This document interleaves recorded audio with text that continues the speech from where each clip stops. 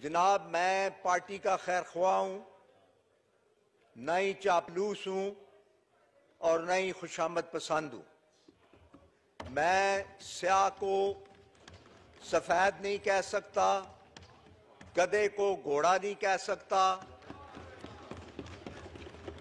मैं वही बात करूंगा जो पार्टी के और पब्लिक के इंटरेस्ट के अंदर होगी, क्योंकि ये मेरे खमीर में शामिल है।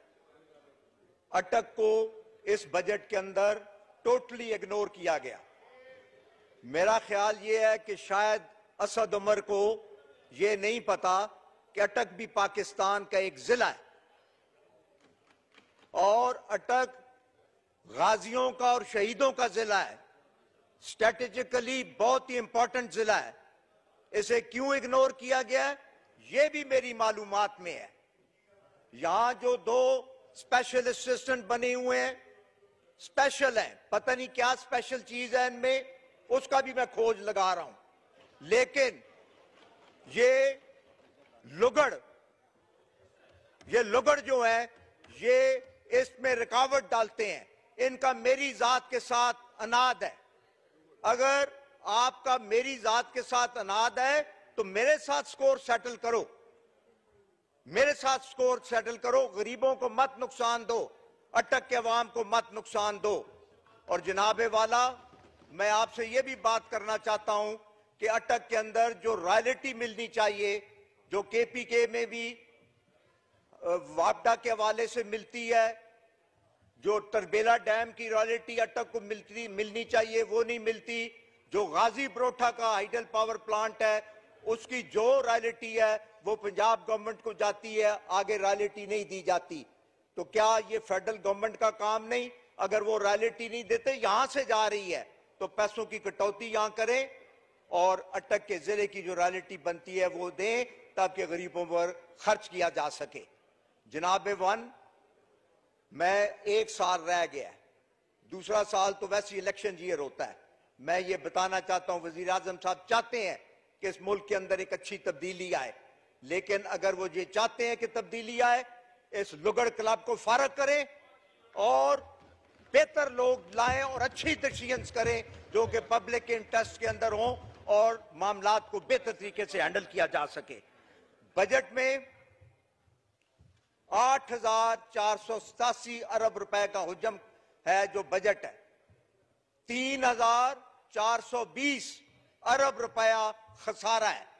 मुझे ये बताया जाए कि ये 40% खसारे का बजट है। ये खसारा कैसा पूरा किया जाएगा? क्या नए टैक्स लगाए जाएंगे? क्या आप कोई कर्ज लेंगे? क्या कोई मनी बिल आएगा? क्या चीज करेंगे जिससे ये आप खसारा पूरा करेंगे? यहां इसमें मुलाजमीन के लिए सिर्फ 10% इंक्रीज रखी गई है, जबकि महंगाई 100% बढ़ी है।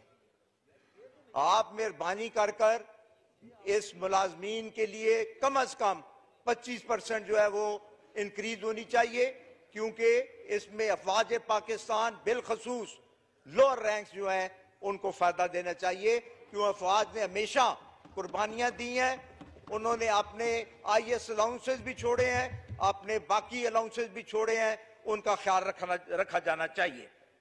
इसी तरह ये जो गैर मुंतखब नॉन इलेक्टेड आपके एडवाइजर्स हैं, जो जनाब PM साहब को मिस गाइड करते हैं, मिस इन्फॉर्म करते हैं और उनको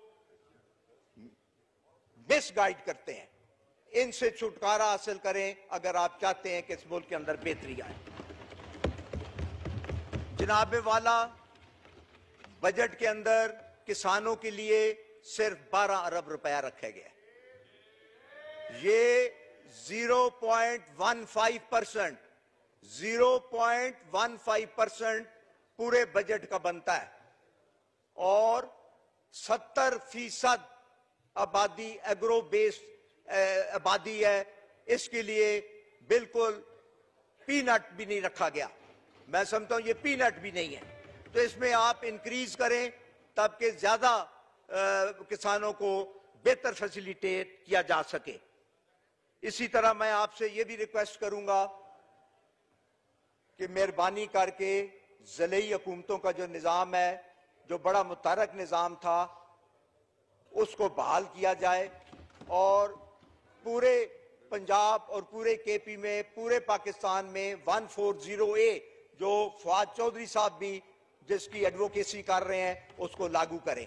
ये बड़ा इफेक्टिव निज़ाम था। मुशर्रफ साहब ने जो निज़ाम दिया था वो महंगाई को भी और करप्शन को भी रोकता था, लेकिन अब इस निज़ाम के ना होने की वजह से अल्लाह पे यकीन करें, करप्शन इतनी बढ़ गई है निचली सतह पे जिसका कोई अंदाजा नहीं। महंगाई और करप्शन अपने अरूज पर है और कोई प्रोत्साहन नहीं। ब्यूरोक्रेसी आपकी बात मानने के लिए तैयार नहीं। मुझे याद है कि पीछे एक मीटिंग हुई पंजाब हाउस में और गवर्नर साहब ने खुद माना कि 2 साल से ब्यूरोक्रेसी मेरी बात नहीं मान रही और मेरा जो प्रोजेक्ट है वो वाटर सप्लाई वाला वो रह गया है, मैं उसको कर नहीं पा रहा, रोड़े अटकाए जाते हैं। तो जनाब वाला ब्यूरोक्रेसी पर कंट्रोल करें। ब्यूरोक्रेसी आपकी बात नहीं मानती।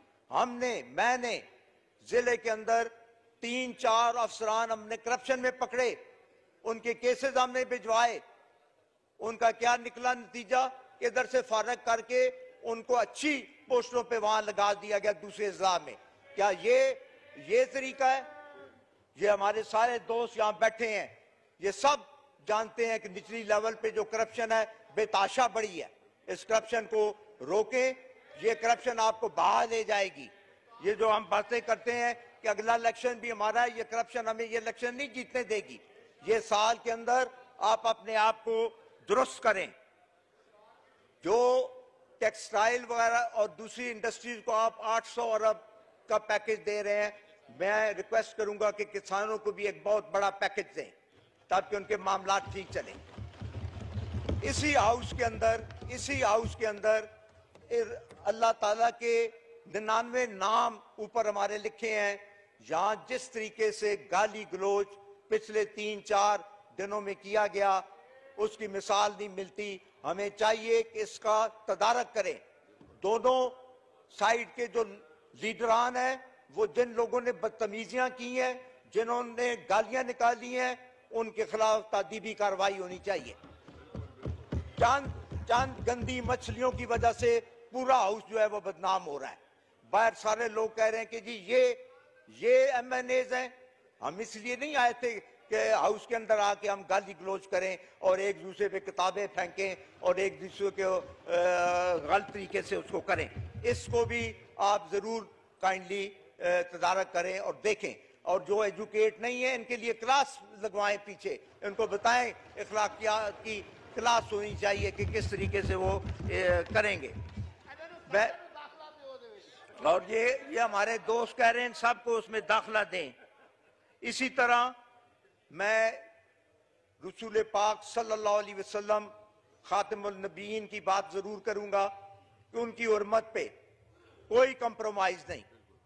हमारी जान, माल, दौलत, औलाद, हर चीज उस पर कुर्बान है।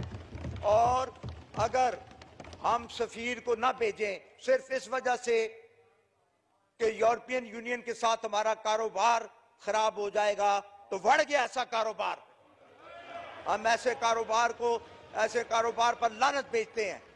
उनकी हुर्मत पे कतई किसी सूरत भी कोई आंच नहीं आने देंगे हम इंशाल्लाह।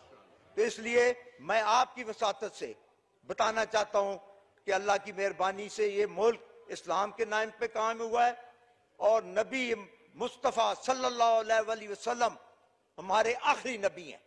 जिस तरह पंजाब हाउस उधर पंजाब के असेंबली में उन्होंने लगाया कि आखिरी नबी रसूल पाक हैं, आप भी इधर सामने लगाएं कि सबके सब नुमाइंदे हर वक्त देखते रहे इंशाल्लाह। मेरी ये चंद गुजारिशात हैं। मैं चाहता हूं कि मामला बेहतर चलें और अपोजिशन से भी और हुकूमत से भी हम बातें गरीबों की करते हैं। बातें गरीबों, आज तक मुझे बताएं किसी ने किसी गरीब के लिए कुछ किया है? इस बजट में ये जो अभी आज बजट आया है, इसमें कोई इंस्टेंट रिलीफ है गरीब के लिए? कतई तौर पे कोई नहीं। हम बातें गरीबों की करते हैं।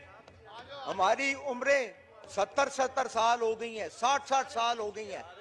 मेहरबानी करके हमने कब्रों में जाना है, अल्लाह को जवाब देना है, अपनी जन्नत कमाएं, गरीबों के लिए कुछ कर लें।